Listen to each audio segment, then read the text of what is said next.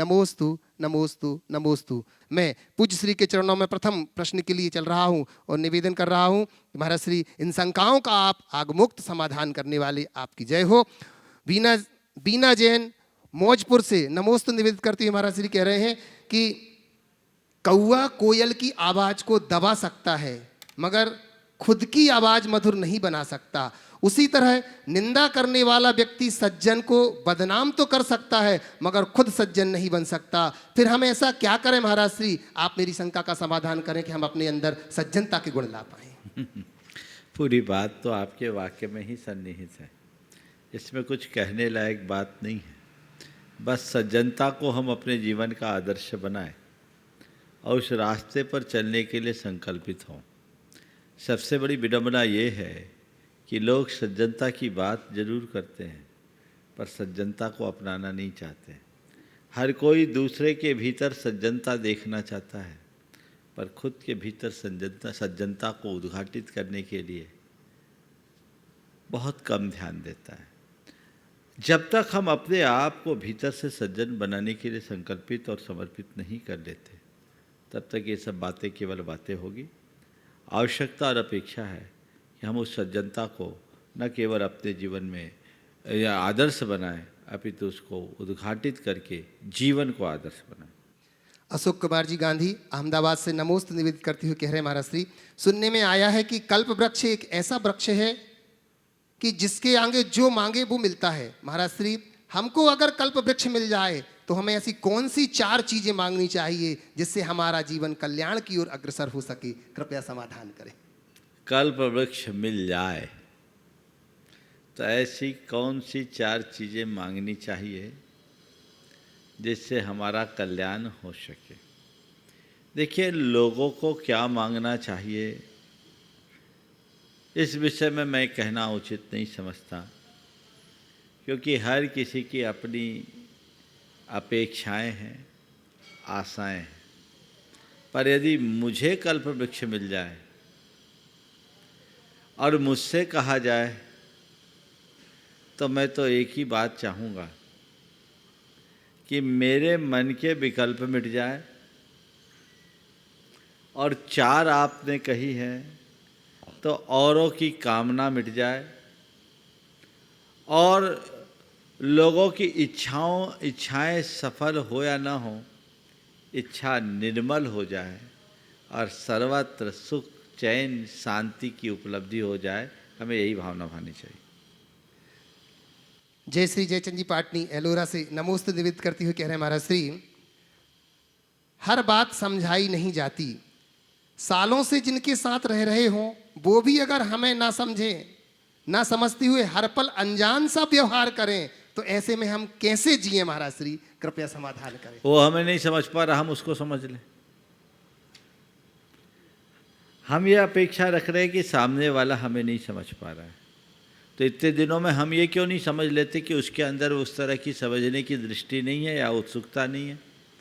और सामने वाले के भाव को समझकर, उसके बर्ताव को समझकर यदि हम अपना भाव बर्ताव तटस्थ बना लेते हैं तो सारी उलझनें पल में शांत हो सकती हैं।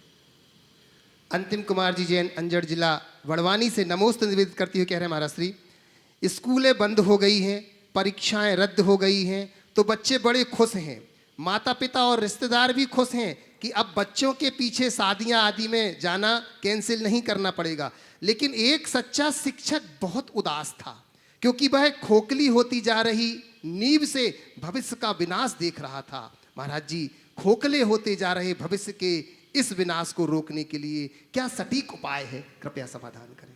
देखिए, आपने जो सवाल पूछा है वर्तमान परिस्थितियों में इसे बहुत व्यापकता से समझने की आवश्यकता है। शिक्षण संस्थानों को एहतियातन बंद किया गया है और ये इस महामारी के दौर में आवश्यक भी प्रतीत होता है, न केवल भारत में अपितु दुनिया के प्रायः सभी देशों में जहाँ महामारी का प्रकोप अधिक ऐसा हो रहा है। तो ऐसे माहौल में घर परिवार में भी ऐसा वातावरण बनना चाहिए जिससे लोगों को लगे कि स्कूल बंद हुए हैं, इसका मतलब ये नहीं कि पढ़ाई बंद हो गई।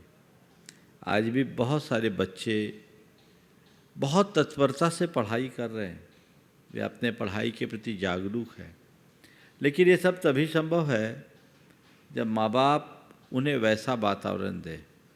यदि माँ बाप इसे अपने लिए उन्मुक्तता का आधार मान लें तो ये चीज़ ठीक नहीं है। हमें अपने मूल उद्देश्य को सदैव सुरक्षित रखकर चलना चाहिए। भोला वर्षा जी जैन, भोला स्टूडियो अशोकनगर से नमोस्तु निवेदित करती हुई कह रहे हैं महाराज श्री, आज अपने देश के अधिकांश भाई बहन विदेशों में अपनी बुद्धि का प्रयोग करते हैं। अगर ये भारत में ही रहें तो भारत का सर्वोन्मुखी विकास हो सकता है। क्या ऐसा कभी होगा जब भारत की प्रतिभा भारत में ही रहे? महाराज श्री, आप हमें ऐसा आशीर्वाद दें और ऐसा सुझाव दें जिससे कि लोग, भारत के लोग भारत में ही रह करके भारत की समृद्धि में सहयोगी बने। देखिए, वर्तमान में सब कुछ ग्लोबलाइज्ड है, वैश्वीकरण हो गया है और सब बातें वैश्विक परिप्रेक्ष्य में देखी जाती है, जानी जाती है। जहाँ तक भारतीय प्रतिभाओं का विदेशों में जाकर के बसना और वहाँ अच्छा काम करने का सवाल है, तो उसके दो पहलू। एक तो ये जो मेरी दृष्टि में अच्छा है कि कम से कम भारत से बाहर जाकर वो भारत का नाम तो कर रहा है। दुनिया में ऐसे बहुत सारे भारतीय लोग हैं जिन्होंने अपनी प्रतिभा का लोहा पूरे विश्व को मनवाया है। पर दूसरा पहलू जो आपने अपने सवाल में उठाया है वो अपनी जगह बिल्कुल सही है कि ऐसा करने से भारत के विकास में बाधा हो रही है। तो मैं ये कहूँगा कि जो भी ऐसी भारतीय प्रतिभाएं हैं, उनकी प्रतिभाओं को भारत में उभरने लायक वातावरण दिया जाए, उन्हें पर्याप्त अवसर और अनुकूलता प्रदान की जाए। कई बार हमारी प्रतिभाएं पर्याप्त साधनों के अभाव में यहाँ पल्लवित नहीं हो पाती। उनके लिए वैसा माहौल चाहिए, वैसा वातावरण चाहिए। तो सरकार को चाहिए कि ऐसी व्यवस्था बनाए, देश में इस तरह का वातावरण बने, और प्रतिभाओं को चाहिए कि वो दुनिया में कहीं भी रहे, भारत उनके भीतर रहे। वे भारत में रहे, बहुत उत्तम बात, पर यदि भारत में न रह सके तो उनमें भारत रहे, ये और उत्तम बात। ये दुनिया में कहीं भी रहेंगे, भारत और भारतीयता से जुड़े रहेंगे तो भारत का मान ऊंचा होगा। हालांकि वर्तमान में भारत में अच्छी संभावनाएं बहुत तेज़ी से विकसित हो रही है और हमारे प्रतिभाओं को बहुत अच्छा अवसर भी मिल रहा है और भारत अब बहुत तेज़ी से विकसित राष्ट्रों की श्रेणी में आने जा रहा है। तो ये भारत के लिए एक बहुत गौरव की बात है। इस दिशा में सतत प्रयास की जरूरत है। श्रीमती सुरभि सतीश जी जैन, पाटन परिवार कटनी से नमोस्तु निवेदित करते हुए कह रहे हैं महाराज श्री, एक स्त्री कभी हारती नहीं है और ना ही हारना चाहती है, लेकिन समाज, परिवार और लोगों का डर दिखा करके उसे हराया और डराया जाता है। ऐसे में क्या किया जाए, कृपया समाधान दीजिए। हारती नहीं, न हारना चाहती है, लेकिन समाज और लोगों का डर दिखाकर उसे हराया जाता है। ऐसे में क्या करना चाहिए? देखिए, जो हारता नहीं उसे कोई हरा नहीं सकता। हराया उसे ही जाता है जो हार मान लेता है। लेकिन मैं एक बात कहूँगा, अगर घर परिवार की बात करो तो घर परिवार में हार जीत का सवाल ही नहीं होना चाहिए। घर परिवार में तो सबको मिलजुल करके काम करने का भाव होना चाहिए। यहाँ किसी की जीत और किसी की हार नहीं है, ये परिवार है और इस परिवार की बगिया को सुंदर बनाए रखने का दायित्व परिवार के एक एक सदस्य को है। इसलिए घर परिवार के मामले में ये हार जीत का सवाल होना नहीं चाहिए। और अगर बाहर ऐसी कोई परिस्थितियाँ आती है तो चाहे जैसी परिस्थिति हो, सामना करना चाहिए। कदाचित हार भी जाओ पर हार मानने के लिए तैयार नहीं होना चाहिए। और जो इस तरह का संघर्ष करने के लिए तत्पर है परिवार के लोगों को चाहिए कि उन्हें अनुकूलता प्रदान करे और उनके साथ खड़े हो, उन्हें एक मोरल सपोर्ट मिलना चाहिए ताकि उनके बल पर वो आगे बढ़ सके। कुमार राणा विक्रम नालंदा से नमोस्तु निवेदित करते हुए कह रहे हैं, महाराज श्री प्रणाम निवेदित करते हुए कह रहे हैं कि मैं क्षत्रिय कुल से हूँ तथा हिंदू रीति रिवाज का पालन करता हूँ, साथ ही जैन धर्म गुरुओं का प्रवचन भी सुनता हूँ, आपके प्रवचन भी सुनता हूँ, जिससे मैं बहुत प्रभावित हुआ हूँ। गुरुवर हमें यह बताने का कष्ट करें कि मैं दोनों धर्मों के बीच किस प्रकार सामंजस्य बना करके अपनी जीवन को सफल बनाऊं। देखो, धर्म दो नहीं होता, धर्म एक होता। धर्मी भले दो हो सकते, तो आप दोनों धर्म के बीच में सामंजस्य बनाने की कोशिश मत करो। आप तो धर्म को आत्मसात करो, खोजो कि आखिर धर्म है क्या। न धर्म जैन धर्म नहीं है, धर्म न हिंदू सिख है, धर्म न मुस्लिम जैन, और धर्म है मन की शुद्धता, धर्म है दिल का चैन। धर्म एक है, तुम देखो उसमें से क्या करा जा सकता है। धर्म के स्वरूप को पहचानो, जिससे तुम्हारे अंदर सुकून आए, जिससे तुम्हारे मन में सुख चैन आए, जिससे तुम अपने जीवन को पवित्र बना सको, उसे समझो और उसमें सवार हो तो अपने जीवन को आगे बढ़ा सकोगे।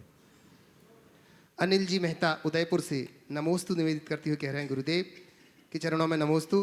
प्रेशर कुकर कितना भी पुराना हो जाए वह सीटी बजाना नहीं छोड़ता, तो हमारी उम्र में भी कितनी ही क्यों ना हो जाए उम्र, देव दर्शन नहीं छूटे। इसके लिए जीवन का प्रेशर कैसे बनाए रखें, भक्ति पुंज कैसे बज उठे। प्रेशर कुकर कितना भी पुराना क्यों ना हो, सीटी बजाना नहीं छूटता, और छूट जाए तो प्रेशर ऐसा होता है कि फट जाता है। कुकर ही फट जाए, सीटी ना बजे तो बड़ा भयानक हो जाता है। आपने पूछा हमारी ज़िंदगी चाहे कितनी पुरानी क्यों ना हो, देव दर्शन की सीटी बजती रहनी चाहिए। तो मैं तो ऐसा कहूँगा कि श्रद्धा का प्रेशर अपने हृदय में इतना बना के रखो कि भक्ति की सीटी निरंतर बजते रहे। तुम्हारे हृदय में जब तक श्रद्धा भाव है, तुम्हारी प्राथमिकताएं बदल जाएगी। और जिस व्यक्ति के हृदय में श्रद्धा का भाव नहीं होता, उसकी दशा कुछ ऐसी ही होती है। तो अपने अंदर वो श्रद्धा को जगाए, जिससे हमारे जीवन का पथ प्रशस्त हो सके। नितिन जैन बिनौली बागपत से नमोस्तु निवेदित करती हुए कह रहे हैं, महाराज श्री चौमासा पूर्ण होने पर जैसी पिच्छी परिवर्तन किया जाता है, क्या कभी कमंडलू भी परिवर्तन होता है? अगर होता है तो कब होता है और पिच्छी परिवर्तन क्यों किया जाता है? कृपया समाधान करें। देखिए, पिच्छी और कमंडल मुनियों के उपकरण में है संयम का उपकरण।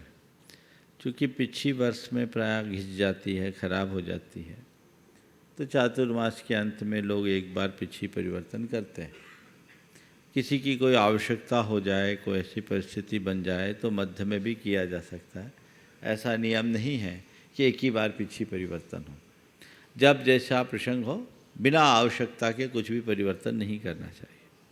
जहाँ तक कमंडलों के परिवर्तन की बात है, यदि कमंडल खराब हो जाए, टूट जाए, फूट जाए, तो कमंडल का भी परिवर्तन किया जा सकता है। परिवर्तन किस लिए किया जाता है? कोई रस्म थोड़ी है कि बदलना ही है। ये तो आवश्यकता, उपयोगिता और औचित्य को देख करके किया जाता है। यदि आवश्यकता प्रतीत होती है तो बदल लिए, आवश्यकता प्रतीत नहीं हुई तो नहीं बदले। तो कमंडल एक तो ऐसे होते हैं, मजबूत होते हैं, बार बार बदलने का कोई योग नहीं होता। तो कमंडल बहुत कम बदले जाते हैं, और पिच्छी लोग समय समय पर बदल देते हैं। हमने अभी तक कमंडल नहीं बदला। अभी गुरुदेव के चरणों में था तो वहाँ मुझे एक कमंडल गुरुदेव के कर कमलों से मिला। वो कमंडल थोड़ा ख़राब हो गया, तो अभी भी मेरे पास पुराना ही कमंडल है। जब से मेरी दीक्षा हुई पुराना ही कमंडल है। वो जो गुरुदेव के हाथ से कमंडल मुझे मिला था, थोड़ा उसमें गड़बड़ है, वो रिपेयर होगा, ठीक होगा, तब उसको लूँगा। तो कहने का तात्पर्य है, गुरुदेव ने अपना कमंडल बदला 2016 में। 1968 से 2016 कितने साल हो गए? 48 साल बाद। तो वो भी कुछ खराब हो गया था, इसलिए। तो कोई ज़रूरी नहीं, किसी किसी मुनि के तो पूरे जीवन उसी कमंडल से काम चल जाता है। फिर कमंडल बदलना भी हो तो तुम कमंडल ला के तो दो। आजकल कमंडल बहुत दुर्लभ हो गए हैं। तो जो भी हो, श्रावकों का ये धर्म है, वो कर सकते हैं, करना चाहिए। प्रमोद कुमार जैन पापड़ीवाल, महावीर नगर, दुर्गापुरा, जयपुर से नमोस्त निवेदित करते हुए कह रहे हैं कि मेरी अब हर सुबह भावना योग से शुरू होती है और हर शाम शंका समाधान से पूरी होती है, जिसके कारण जीवन आनंद से भर गया है। मेरी जिज्ञासा यह है कि भावना योग को जन जन तक पहुंचाने का ख्याल आपको कैसे आया और आपने इसे मूर्त रूप कैसे दिया, कृपया प्रकाश डालें। देखिए, भावना योग को लेकर के बहुत दिनों से लोग मुझसे चर्चा करते थे कि महाराज जी कुछ ऐसी पद्धति बताएं जिससे आज की नई पीढ़ी को स्ट्रेस से बचाया जा सके, डिप्रेशन से बाहर लाया जा सके और जो व्यवहारिक रूप पर बहुत सरल भी हो। लोग बार बार कहते थे, मेरे भी ध्यान में था कि कुछ करना चाहिए, कुछ करना चाहिए। 10 लक्षण के दिनों में हम हमेशा सुबह ध्यान से शुरुआत कराते हैं। मैंने ध्यान हर पर शिविर में कराया, लेकिन पाया कि ध्यान का लोग उतना लाभ नहीं उठा पाते जितना उठाना चाहिए। कुछ और करना चाहिए। तभी मेरे मन में ये भावना योग की बात आई। जब से मैंने इस विषय में जो आधुनिक विज्ञान मनोवैज्ञानिक कहते हैं उनके बारे में पढ़ा और सुना, तब से मुझे लगा कि है तो हमारी ही बात। लॉ ऑफ अट्रैक्शन की बात करते हैं, पावर ऑफ सबकॉन्शियस माइंड की बात करते हैं, ऑटो सजेशन की बातें करते हैं, ये तो बातें हमारे शास्त्रों में। और मैंने इसे सोचना शुरू किया, कई वर्षों से सोच रहा था। सन 2018 में जब रतलाम चातुर्मास हुआ, पर्यूषण का समय था, तब मैंने सोचा इस वर्ष 10 दिन तक ध्यान न करा करके भावना योग किया जाए। और वहाँ से भावना योग की शुरुआत हुई। 10 लक्षण के 10 दिन में लगभग 2500 शिविरार्थियों ने नियमित 10 दिन तक भावना योग किया और ये भावना योग की शुरुआत हुई। लोगों को बहुत अच्छा लगा और तब से निरंतर उसमें हमने इसे गति देने की कोशिश की और आज भावना योग का ये रूप लिया बना है। हर कोई उससे लाभान्वित हो रहे हैं। मेरा जो काम था मैंने उसे कर दिया। अब आप लोगों की जिम्मेदारी है उसे जन जन तक फैलाएं ताकि लोग अपने जीवन में उसका वास्तविक लाभ उठा सके। संजय सीमा मोदी बाकल जिना कटनी से नमोस्तु निवेदित करते हुए अपनी शंकर रख रहे हैं और शायद हर लाइन में उन्होंने अपनी धर्मपत्नी का नाम दे दिया है। गुरुदेव, हर कार्य की अपनी अपनी सीमा होती है।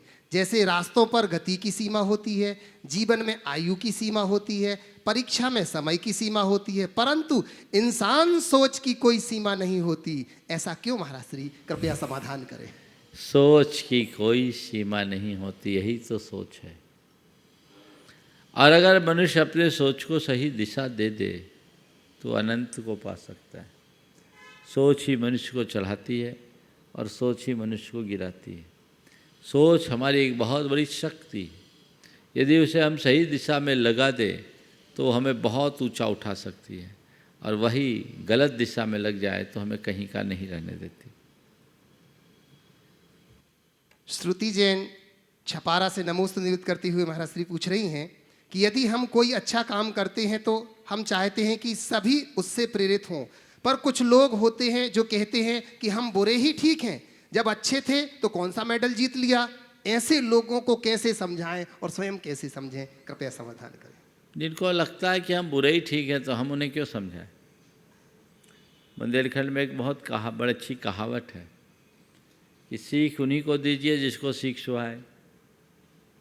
जिसको सीख पसंद नहीं है उन्हें आप सीख क्यों दें। सीख जो दीनी बानना बयों को घर जाए, वो कहानी आप लोग को पता होगी।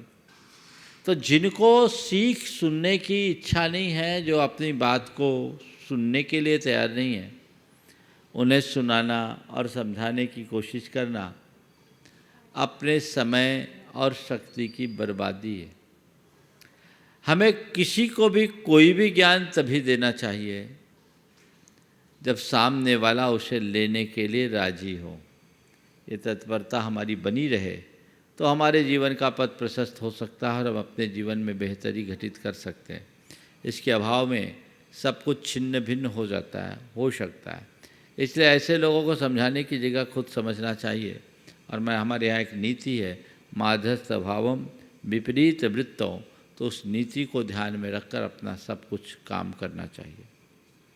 महेंद्र जी पत्रकार इंदौर से नमोस्तु निवेदित करती हुए कह रहे हैं, महाराज श्री, आशा और विश्वास कभी खाली नहीं जाता, लेकिन किससे आशा की जाए और किस पर विश्वास किया जाए, इस उधेड़ बिन में जीवन गुजर जाता है। महाराज श्री, इस विषय पर आपका मार्गदर्शन असंख्य लोगों के जीवन में ऊर्जा भर सकता है, कृपया मार्गदर्शन दीजिए। किससे आशा रखें और किस पर विश्वास रखें, इस उधेड़ बुन में पूरा जीवन गुजर जाता है। बहुत ही महत्वपूर्ण सवाल आपने पूछा है, किससे आशा रखें? तो मैं तो कहूँगा वक्त से आशा रखो और खुद पर विश्वास रखो। वक्त पे आशा और खुद से विश्वास, ये दो बात जिस मनुष्य के पास हो वो जीवन में कभी विफल नहीं होगा। उसके जीवन में न तो कभी हताशा होगी, निराशा होगी, और न ही ऐसा व्यक्ति कभी किसी विश्वासघात और धोखे का शिकार होगा। जब लोग दूसरों से ज़रूरत से ज़्यादा आशा और दूसरों के प्रति अति विश्वास से भर जाते हैं, तो प्रायः उनकी आशा दुराशा और हताशा का रूप ले लेती है, और उनका विश्वास अति विश्वास विश्वासघात का रूप ले लेता है, जो उसे अंदर से तोड़ देता है। तो अब मनुष्य को चाहिए तो खुद को इसलिए तरह से तैयार रखे। वक्त के प्रति आशान्वित व्यक्ति हमेशा सकारात्मक बने रहता है और अपने लक्ष्य को पाने के लिए उत्साहित होता है। लेकिन जिसके मन में वक्त के प्रति कोई अच्छी आशा नहीं होती, वो हिम्मत हार के परिणाम से पहले ही बैठ जाता है। अपने आप का उत्साह बनाए रखना चाहते हो तो उधर आशा रखो और भीतर विश्वास रखो कि ये काम हो सकता है, मैं ये कर सकता हूँ, मैं इसके लिए सक्षम हूँ, समर्थ हूँ, हम इसे कर सकते हैं। तो बस इतना विश्वास जिस मनुष्य के हृदय में होता है, उसे कभी परमुखापेक्षी होने की नौबत नहीं आती। प्रकाश चंद जी पहाड़िया इचलकरंजी से नमोस्तु निवेदित करते हुए कह रहे हैं, महाराज श्री, हिरण तृण से, मछली पानी से, सज्जन संतोष से अपनी जीविका चलाते हैं, परंतु सिंह, धीवर और जुगलखोर लोग गुरुवर बिना प्रयोजन इनसे बैर क्यों रखते हैं? मृग तृण से, मछली जल से और सज्जन संतोष से स्नेह रखते हैं, लिहाजा अपनी जीविका चलाते हैं। लेकिन सिंह, धीवर और चुगलखोर लोग क्या बोला आखिर, इनसे बैर क्यों रखते हैं? अगर नहीं रखेंगे उनका धंधा कैसे चलेगा? मृग का तृण से प्रेम है, फिर भी सिंह उसे नहीं छोड़ता, यही प्रकृति की बात है। मछली का पानी से प्रेम है, फिर भी धीवर उसके पीछे लगा रहता है। और सज्जनों को संतोष से प्रेम है, लेकिन फिर भी चुगलखोर उनके साथ लगे रहते हैं। इसका तात्पर्य केवल ये समझना, हर सज्जन के साथ ऐसी चुनौतियाँ आती है, लोग पीछे लगेंगे, लगने दो, लेकिन दुष्टों से हम बच नहीं सके कोई बात नहीं, पर दुष्ट कभी अपना स्थान नहीं बना पाते, सज्जन का ही स्थान बनता है। प्रवीण सिंघई, श्रीमती ममता सिंघई, गढ़ाकोटा जिला सागर से नमोस्तु निवेदित करती हुई कह रहे हैं, महाराज श्री, हम जो चाहते हैं जरूरी नहीं वो हमें मिले, तो हे गुरुवर, हमें जो मिले उनकी कद्र करना, उनमें अपना सर्वश्रेष्ठ देना एवं उनको ही सर्वश्रेष्ठ बना देना, ऐसा गुण जीवन में कैसे विकसित करें, कृपया मार्गदर्शन करें। हम जो चाहते हैं वो हम मिले, हमारे हाथ में नहीं है, बिल्कुल सही है, पर जो मिला उसका हम कद्र करें और उसे अपना सर्वश्रेष्ठ देकर सर्वश्रेष्ठ लेके से, ये तभी होगा जब हम संतोष को अपने जीवन का आदर्श बनाएंगे और हम अपनी दृष्टि में एक बड़ा परिवर्तन लाएंगे। हमारी दृष्टि सदैव उस तरफ होती है जो हमारे पास नहीं है, जबकि होना चाहिए उसकी तरफ जो हमारे पास है। जब मनुष्य अपने पास उपलब्ध संसाधनों को देखना शुरू करता है, उनका मूल्यांकन करना शुरू करता है, तो वो पाता है कि मैं औरों से बहुत बेहतर हूँ और इसमें बहुत बड़ी संभावना है। लेकिन उसको भूलकर जब दूसरी तरफ देखना शुरू करता है तो वो कहीं का नहीं रहता। तो हमेशा उसे देखो जो तुम्हारे पास है, उसे कभी मत देखो जो तुम्हारे पास नहीं है। अपने पास उपलब्ध संसाधनों को देखोगे, खुश रहोगे, प्रसन्न रहोगे और तभी उसका उपयोग भी कर पाओगे। और एक बात सदैव ये भी ध्यान में रखना है कि हमारे लिए उपयोगी वही है जो हमारे पास है, हमारे काम का है। वो हमारे किसी काम का नहीं जो हमारे पास नहीं है। इसलिए जो पास है उसको देखकर अपने जीवन को आगे बढ़ाने की कोशिश करें। इस प्रश्न के बाद तैयार रहेंगे लता जी गंगवाल के दोनों बेटे अरहत और रम्यक। महाराज श्री पूनम जैन ग्वालियर से नमोस्तु निवेदित करती हुई कह रहे हैं कि गुरुदेव, भावना योग और गुरुमुख से बीजाक्षरों से की गई शांति धारा से बहुत सारे सदस्यों ने सकारात्मक रिजल्ट प्राप्त किए हैं।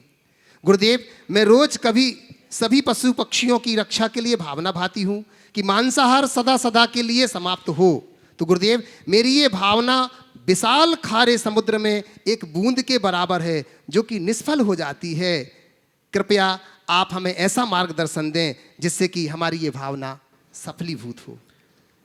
देखो, हमारी अच्छी भावना है और उस भावना को हमें माना कि हम अकेले हैं और समुद्र में एक बूंद की भांति हैं, फिर भी अपना काम नहीं छोड़ना चाहिए।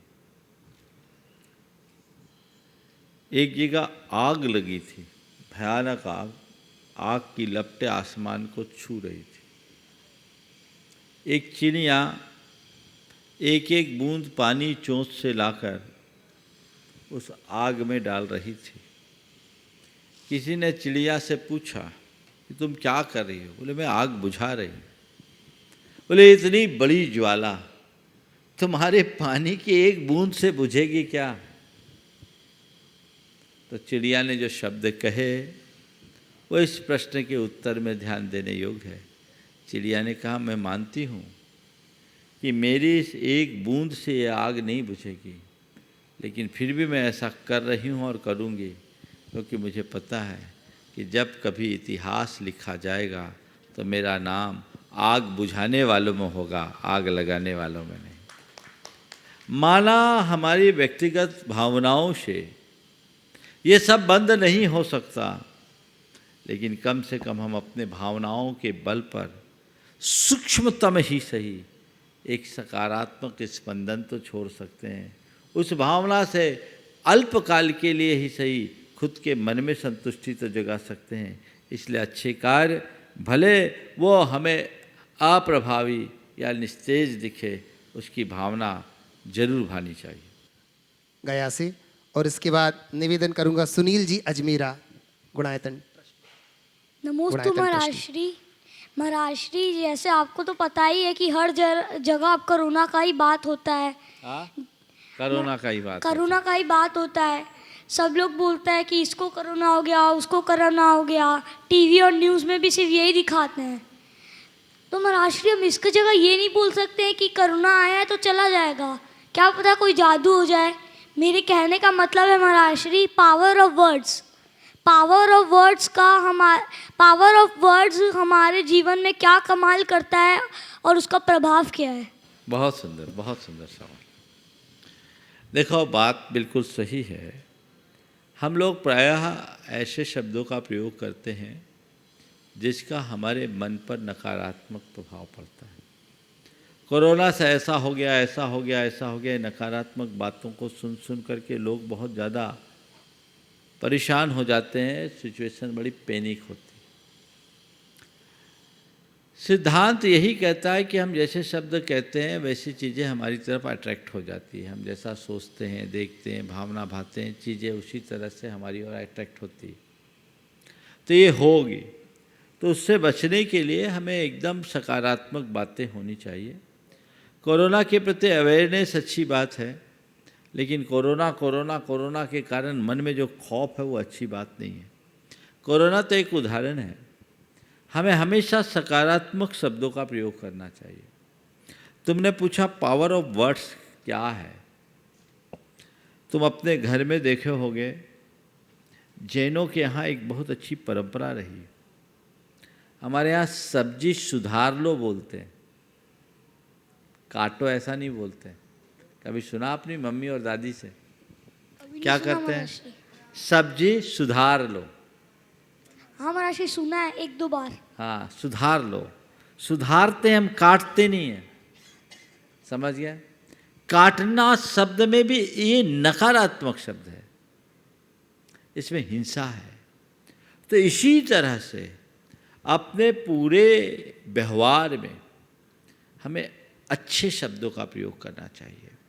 हम जैसे शब्द बोलते हैं, जैसा सोचते हैं, जैसा महसूस करते हैं, वैसी चीज़ें हमारी और अट्रैक्ट हो जाती हैं। कहते हैं थॉट्स बिकम थिंग्स। हम जैसी भावना भाते वैसा होता है, यद भाव तद्भवति। तो ये हमें बहुत सकारात्मक होना चाहिए। इसलिए मैं ये नहीं कहता हूँ मुझे क्रोध ना हो, ये कहना कहोगे तो क्रोध होगा। मेरा क्रोध शांत हो, ये मत, क्रोध का नाम ही मत लो, मुझे शांत रहना है। तो जिन बातों से हमें बचना है, जिनसे हम अपने आप को प्रभावित रखना चाहते हैं, उन शब्दों से भी हमें बचना चाहिए। नमोस्तु महाराज जी। नमोस्तु महाराज जी। महाराज जी, लोग कहते हैं जिसके जीवन में गुरु नहीं उसका जीवन शुरू नहीं। माता पिता ने तो हमें जन्म दिया है, लेकिन गुरु ने हमें जीवन दिया है। और महाराज जी, हमें लगता है कि आप ही हमारे उत्तम गुरु हैं। महाराज जी, हमें कुछ ही दिन हुआ है यहाँ आए हुए, लेकिन आपके संपर्क में ऐसा लगता है कि हमारे जीवन की काया ही पलट दी है। तो महाराज जी, हम अपने आचरण से अपने गुरु के गौरव और गरिमा को और कैसे बढ़ाएं कि जिससे लोग भी और प्रभावित हो सके। बहुत अच्छा सवाल किया। अपने आचरण से गुरु के गौरव और गरिमा को कैसे बढ़ाएं कि लोग भी हमसे प्रभावित हों, ये सवाल हर गुरु भक्त के हृदय में होना चाहिए। यदि तुम ये मानते हो कि मुझ पर गुरु की कृपा है और उससे मुझे मेरे जीवन को दिशा मिली है, तो तुम्हारी जिम्मेदारी है कि तुम अपने आचरण और व्यवहार से गुरु के गौरव और गरिमा को अक्षुण्ण बनाने का प्रयत्न करो। अपना आचरण ऐसा रखो, अपना व्यवहार ऐसा रखो जिसको देख कर लोग कहे कि ये कितना अच्छा है, ये उस गुरु का शिष्य है, ये उस गुरु का भक्त है। ये देखने में आना चाहिए। और कई लोग हैं जो गुरु भक्त तो होते हैं पर गलत काम करते हैं, तो लोग ये भी कहते हैं कि देखो ये है तो बड़ा गुरु भक्त, उनका गुरु भक्त बना रहता है, लेकिन ये कैसा है। तो ये बातें कतई उचित नहीं है। हमें हमेशा अपने आचरण व्यवहार को अच्छा बना करके चलना चाहिए, जिससे हमारे आचरण में गुरु का आदर्श दिखना चाहिए, वो हमारे अंदर दिखना चाहिए। एक शब्द आता है गुडविल, है ना, तो गुडविल को मेंटेन करके चलना चाहिए। तो गुरु की भी जो गुडविल है वो मेरे जीवन में बनी रहे, वो मुझसे कहीं खंडित ना हो।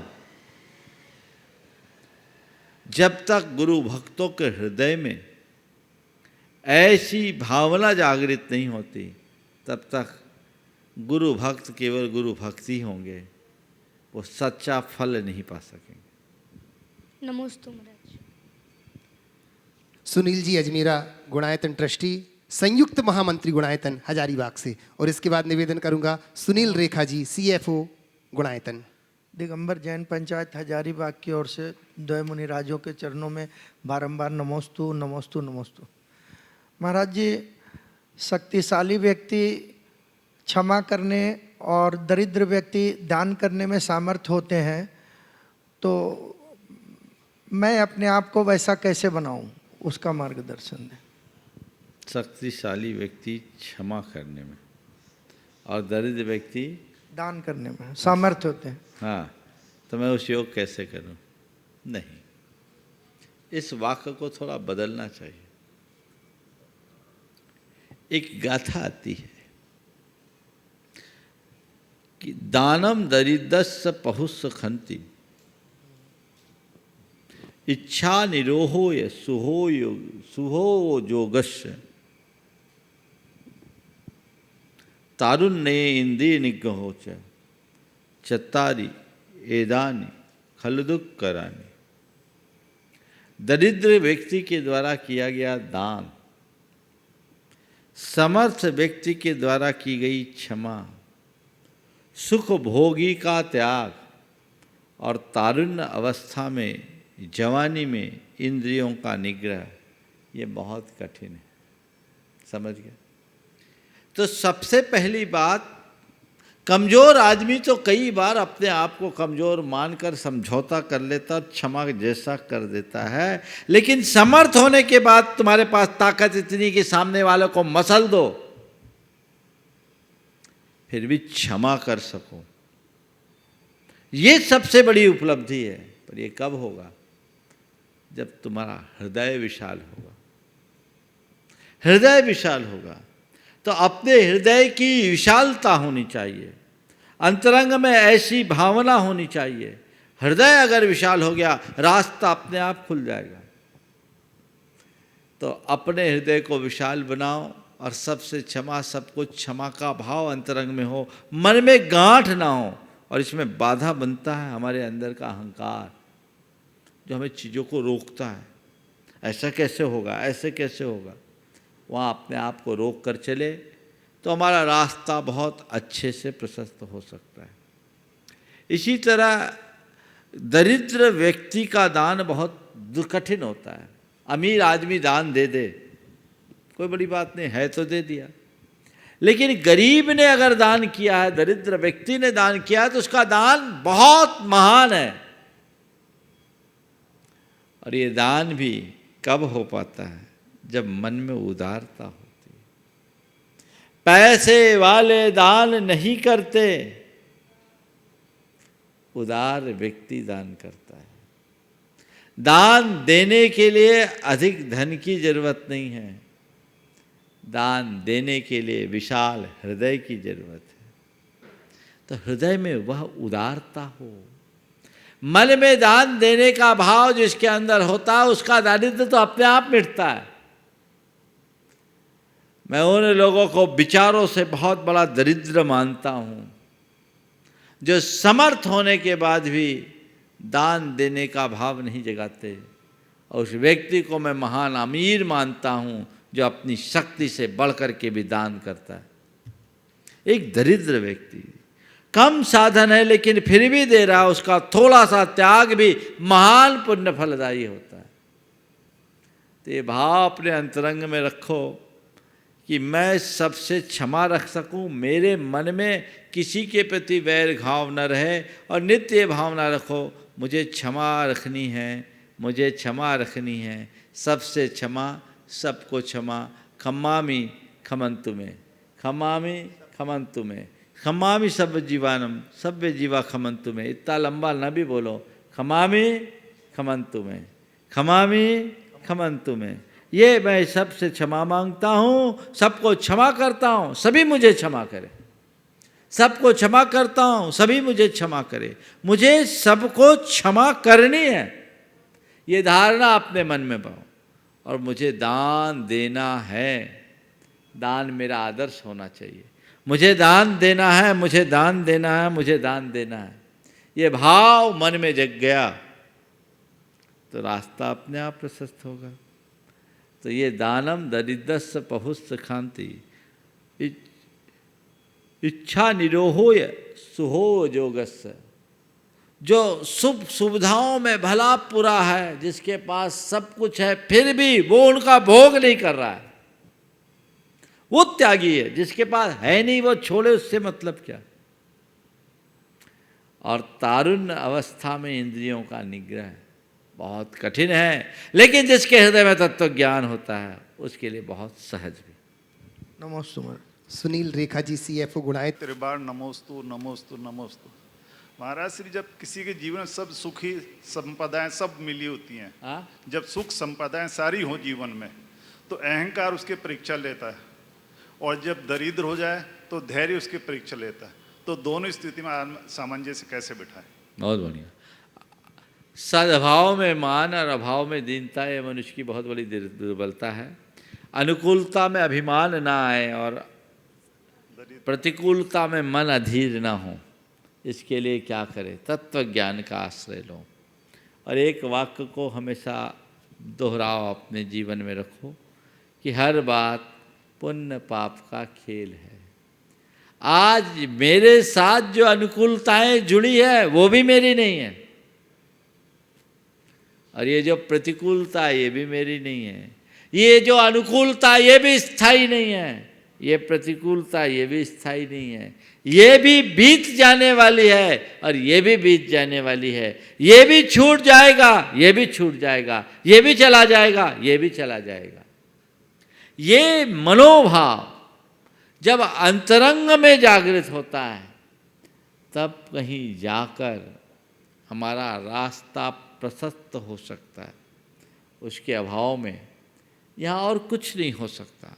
तो अपने रास्ते को प्रशस्त करना है, तत्व ज्ञान को सामने लो और इन वाक्यों को बार बार दोहराओ। पाप पुण्य फल माई, हरख बिलखो मत भाई, यह पुद्गल पर जाए उपज बिन से थिर नाई। ये पाप पुण्य का फल है, इसमें हर्ष विषाद करना ठीक नहीं है। ये कब हमारे हाथ से छिटक जाए कोई पता नहीं है, तो समय का खेल है। किसका हम अभिमान करें, आज है कल रहे न रहे कोई पता नहीं। आज सत्ता में बैठे व्यक्ति कल ज़मीन पे आ जाते हैं, और कल तक ज़मीन में रहने वाला व्यक्ति आज शिखर पर चढ़ जाता है। किस पल क्या हो जाए कहाँ नहीं जा सकता। इस सच्चाई को जो जानता है वो कभी भी घबराता नहीं। अपने मन को उसी तरीके से तैयार करना चाहिए और जीवन का क्रम आगे बढ़ाना चाहिए। ज्ञान में ही सबका समाधान है। बस सब छूट जाने वाला है, सब बीत जाने वाला है, सब क्षण क्षयी है, पल भर की चीज़ है, पल भर का संयोग। ये बात मन में बैठ जाए तो दुविधाएं दूर होगी। डॉक्टर प्रद्युम्न जी। नमस्ते महाराज श्री। महाराज श्री, लोग कहते हैं कि अकेले रहकर आप कभी ज़िंदगी में खुश नहीं रह सकते, मगर मेरा मानना है कि अकेलापन ही हमें ज़िंदगी जीने का सही मतलब सिखाता है। बहुत सुंदर। अकेले रहकर आप कभी ज़िंदगी में खुश नहीं रह पाते, एक कथन। और दूसरा कथन, अकेला रहकर ही जीवन में सब कुछ पाया जा सकता है।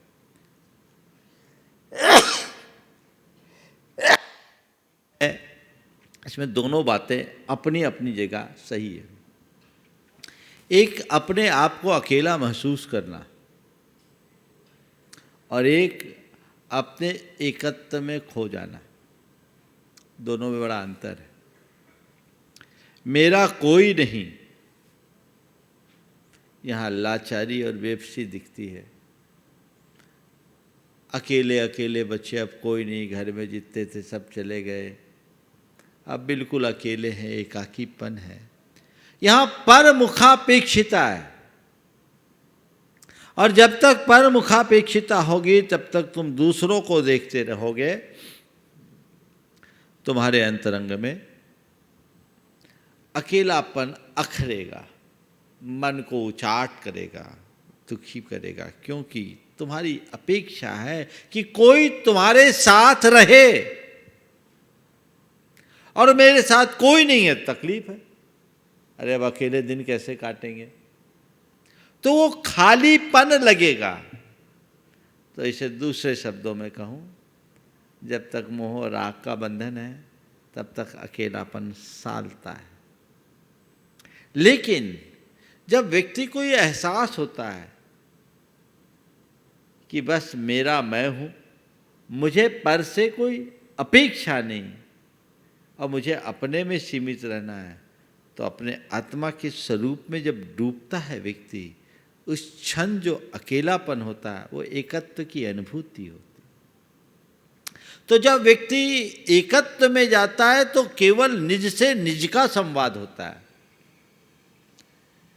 आदमी जब सहभागी एक दूसरे के साथ होकर जीता है, जो खुशी मिलती है वो क्यों होती है? एक दूसरे के बीच संवाद से ही ना। चार जने बैठे रहो और चारों अपने अपने मोबाइल चलाते रहो, आजू बाजू में बैठे रहो, जैसा कि आजकल अक्सर होता है, तो उसके साथ होने का कोई लाभ होगा तुम्हें? क्यों? साथ है पर यहाँ किसी को कोई किसी से मतलब नहीं, सब अकेले हैं, कोई आनंद नहीं। तो दूसरों से भी जो तुम्हें थोड़ा बहुत आनंद होता है वह तब होता है जब उससे कोई संवाद होता है। जब वो संवाद नहीं होता तो बहुत तकलीफ देता है। और ये संवाद कब विवाद में बदल जाए ये भी नहीं कहा जा सकता। लेकिन जब हम अकेलेपन को अध्यात्म के साथ जोड़कर देखते हैं तो निज का निज के साथ संवाद होता है। जब हम सब से हटते हैं तब अपने से जुड़ते हैं, और अपनी जब अपने से बात होती है तो जीवन में एक अलग बात होती है। समझ गए? किसी ने बहुत अच्छी बात लिखी, जमाने में उसने बड़ी बात कर ली, जमाने में उसने बड़ी बात कर ली, खुद से जिसने अपनी मुलाकात कर ली। तो निज से निज का नाता जोड़ना ही परम एकत्व है, और यही अध्यात्म है। ये जिसके जीवन में घटता है वही धन्य। नमस्ते महाराज। विकर्ष जी शास्त्री। मुनिवर्य के चरणों में कोटि कोटि नमोस्तु। गुरुदेव, किसी कवि की दो पंक्तियां हैं, उसने कहा है कि ऐसी वैसी बातों से तो अच्छा है खामोश रहो, या फिर ऐसी बात कहो जो खामोशी से अच्छी हो। गुरुदेव, एक बालक बोलना तो बहुत जल्दी सीख जाता है, लेकिन क्या बोलना है इसको सीखने के लिए पूरी उम्र लग जाती है, फिर भी नहीं सीख पाते हैं। प्रश्न ये है गुरुदेव कि व्यक्ति को क्या बोलना चाहिए, कैसा बोलना चाहिए, कब बोलना चाहिए और कहाँ बोलना चाहिए? शंका का समाधान करें। क्या बोलना चाहिए, कैसा बोलना चाहिए, कब बोलना चाहिए और कहाँ बोलना चाहिए? 4 सवाल है ना। क्या बोलना चाहिए तो मैं कहूँगा वही बोलना चाहिए जो प्रयोजनी हो। अप्रयोजनी कभी न बोलो। जितना प्रयोजन उतना बोलो। बिना मतलब बोलने वाले को क्या कहा जाता है? बाचाल। बाचाल। ये बड़ा लबरा है ना, बुंदेलखंड में लबरा है, वाचाल है। तो वो कहना ठीक बात नहीं है। जो अधिक बोलते हैं वो अपनी प्रासंगिकता खो देते हैं, जो कम बोलते हैं, प्रयोजनी बोलते हैं, उनकी प्रासंगिकता बनी रहती है। तो क्या बोलना है? जो प्रयोजनी है। कैसा बोलना है? मधुर बोलो, मीठा बोलो। ऐसा मत बोलो जो किसी को चुभे। सदैव ऐसा बोलो जो हर व्यक्ति को आनंद दे। एक शब्द है जो हृदय में आह्लाद उत्पन्न करता है, और एक शब्द है जो मन को आघात देता है। एक शब्द है जो सामने वाले को अपना कायल बना दे। एक शब्द है जो सामने वाले को घायल कर दे। एक शब्द है जो मन में आनंद भर दे, और एक शब्द है जो मन में क्षोभ कर दे। एक शब्द है जिससे दिल खिल उठे, एक शब्द है जिससे दिल खौल उठे। तय करो क्या है। एक तरफ आग लगाने की बात है, एक तरफ आग बुझाने की बात है। हमें क्या बोलना है, कैसा बोलना है, इसका विचार हर व्यक्ति को करना चाहिए। कितना बोलना है? जितना जरूरी हो। जरूरत से ज़्यादा मत बोलो। और कब बोलना है? जब प्रासंगिक हो, जब मौका हो, जब अवसर हो। अवसर के अभाव में बोली गई अच्छी बात भी अच्छी नहीं लगती। तो मनुष्य को अवसर और प्रसंग को समझ करके ही बात करनी चाहिए। तो अवसर के अनुसार हम बोले तो हमारे जीवन का पथ प्रशस्त हो सकेगा। नमोस्तु गुरुदेव। महाराज श्री हनी जी अजमेरा हजारीबाग से आपके चरणों में वंदन करते हुए एक प्रश्न पूछना चाह रही हैं, जो कि आचार्य गुरुवर का हाइकू है। उस हाइकू का अर्थ जानना चाह रही हैं कि जीना तो चाहूं, जीना चढ़ने हेतु, यूं ही क्या जीना? जीना तो चाहूं, जीना चढ़ने हेतु, यूं ही क्या जीना। बहुत अच्छा भाव है इसमें गुरुदेव। मैं जीना चाहता हूँ, किसके लिए? जीना चढ़ने के लिए। जीना किसको बोलते हैं? बुंदेलखंड में जीना बोलते हैं सीढ़ी चढ़ने के लिए। सीढ़ी कब चढ़ा जाता है? अपने जीवन के उत्कर्ष के लिए, अपने जीवन को ऊंचा उठाने के लिए, जीवन को आगे बढ़ाने के लिए जीना चढ़ा जाता है। तो मैं जीना तो चाहूँ, जीना चढ़ने के लिए यूं ही क्या जीना, ऐसे क्या जीना। अगर अपने जीवन में जिया हूं, जी रहा हूं, तो कुछ करूं, ऊपर चढ़ूं, कुछ आगे बढ़ूं, जहां के तहां कहां रहूं। ये जीना न जीना तो एक बराबर है। आप सब भी सोचिए, जी रहे हो, जीते जा रहे हो, लेकिन क्या जी रहे हो? अपने जीवन में आज तक क्या किया? जहां कल थे वहीं आज हो, अंत तक वहीं के वहीं रहोगे। उस जीने का कोई अर्थ नहीं। जो मनुष्य के जीवन का उत्कर्ष न करे, वही जीवन सार्थक है। जो उसको गति दे, जो उसको ऊंचा उठाए, जिससे उसके जीवन का उत्कर्ष हो। इसलिए हर मनुष्य को अपने जीवन को आगे बढ़ाने के लिए उत्साहित बने रहना चाहिए। बड़ी सार्थक पंक्तियां हैं। कुछ लिख के सो, कुछ पढ़ के सो, कुछ लिख के सो, कुछ पढ़ के सो। जिस जगह जागा सवेरे, उस जगह से बढ़ के सो। एक सीढ़ी चढ़ के सो। कुछ लिख के सो, कुछ पढ़ के सो। जिस जगह जागा सवेरे, उस जगह से बढ़ के सो। एक सीढ़ी चढ़ के सो। तो एक सीढ़ी चढ़ने का भाव गुरुदेव ने वहाँ प्रकट किया है। जो निरंतर एक सीढ़ी चढ़ने के लिए उत्साहित बने रहते हैं, वे ही अपने जीवन को आगे बढ़ा पाते हैं। तो जीना तो चाहूँ, जीना चढ़ने हेतु यूं ही क्या जीना, ये हर व्यक्ति को सोचना चाहिए। जीना तो चाहो, जीना चढ़ने हेतु। अपना जीवन को आगे बढ़ाने के लिए जियो, यूं ही खोने के लिए मत जियो। तय करो, मुझे मनुष्य जीवन मिला है, कुछ करके जाना है, कुछ अच्छा करना है, तभी हम अपना कुछ अच्छा कर सकेंगे।